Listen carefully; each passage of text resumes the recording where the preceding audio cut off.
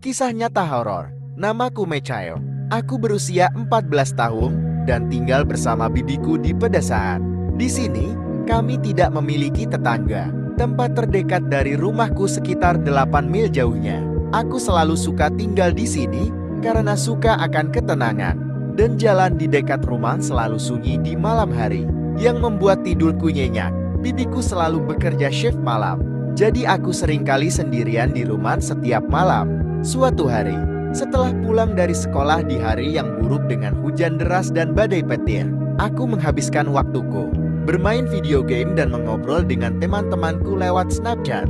Sekitar pukul 9 malam, bibiku pergi untuk bekerja dan aku biasanya senang karena bisa memiliki seluruh rumah untuk diriku sendiri dan mendengarkan musik keras-keras.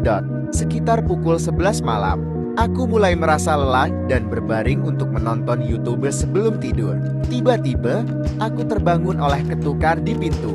Aku duduk dan memikirkan mungkin bibiku sudah pulang. Tapi saat aku melihat ke jendela di samping pintu, tidak ada siapa-siapa di luar. Aku mengira itu mungkin anak-anak iseng yang mengetuk pintu dan lari.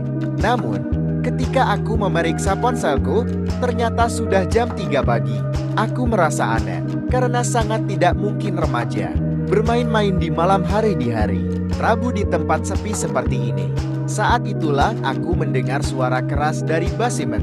Aku melompat ketakutan, mencoba meredakan diri dengan alasan bahwa itu mungkin suara badai petir. Biasanya pintu basement kami selalu terkunci, karena bibiku sering khawatir ada yang masuk. Tiba-tiba aku mendengar langkah kaki perlahan dari tangga kayu tun di basement. Aku membeku ketakutan, segera mengambil ponsel dan menelepon nomor darurat 911. Operator meminta aku untuk pergi ke ruang atas di rumah dan mengambil senjata untuk membela diri. Namun, tidak mungkin bagiku untuk mengambil pisau dari dapur, terutama ketika aku mendengar pintu digedor-digedor dengan keras dan dengan cepat sadar bahwa ada orang yang mencoba memecahkannya. Aku melompat dari tempat tidur dan menutup pintu dengan hati-hati dan bersembunyi di lemari, seperti yang disarankan operator 911. Ini adalah momen paling menakutkan dalam hidupku. Namun tiba-tiba ketukan berhenti, tetapi apa yang terjadi selanjutnya akan menghantui aku seumur hidup. Orang yang ada di luar berteriak sekuat-kuatnya. Namun, itu bukan teriakan biasa. Itu teriakan gila dan tidak puas. Kemudian, aku mendengar pintu basement roboh. Sekarang dia berteriak-teriak sambil berlari naik tangga. Dia masuk ke semua ruangan di lorong atas, masih berteriak sampai dia mencapai kamarku. Sayangnya, pintu kamarku tidak memiliki kunci dan ketika aku mendengarnya membuka pintu, aku terpaku ketakutan. Aku bisa melihatnya melalui tirai lemari. Dia masih berteriak, mencari ke seluruh kamarku, bahkan di bawah tempat tidurku. Tetapi kemudian, setelah mencoba menahan napas terlalu lama, aku mengeluarkan suapan udara. Dia tiba-tiba sadar, melihat langsung ke arah lemariku, dan berjalan perlahan ke arahnya, tidak lagi berteriak. Aku bahkan tidak bisa bernapas pada saat itu, terutama ketika dia berhenti tepat di depan pintu lemari.